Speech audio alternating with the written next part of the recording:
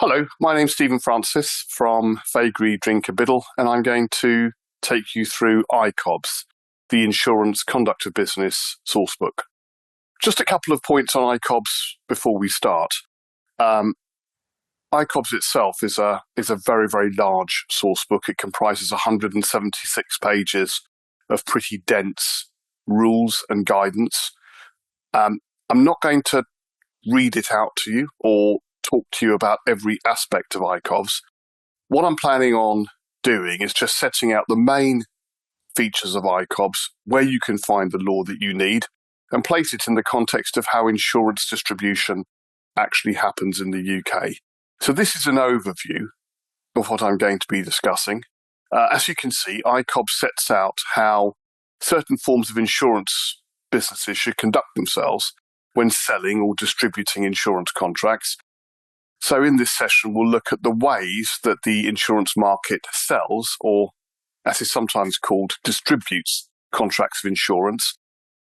Other FCA rules and guidance that is relevant here, because it's not just ICOBs, it's also rules that relate to client money, principles for business, the other high-level rules that the FCA has, and the identification of regulated insurance activities.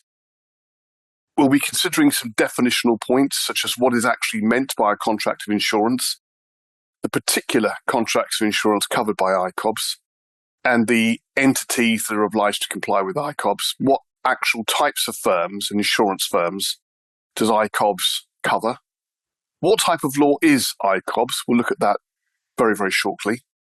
And some of the proposals to reform ICOBs and why those proposals are being considered. As you'll see, it is thought by some people that ICOBs needs reform to help the UK insurance industry grow to some extent. Okay, let's just cover, first of all, what type of law ICOBs is. ICOBs is called a business standard, and it sets out the day-to-day conduct rules for distributing, selling contracts of insurance, or at least certain forms of contracts of insurance. And that means essentially how firms act towards their customers. Now, to be clear, ICOBs does not create any form of criminal liability. Breach of ICOBs can give rise to civil liability. So if ICOBs are breached, firms can face claims for damages in respect of losses that customers have suffered. Firms can be disciplined and subject to enforcement action, which will be brought by the FCA if they breach ICOBs.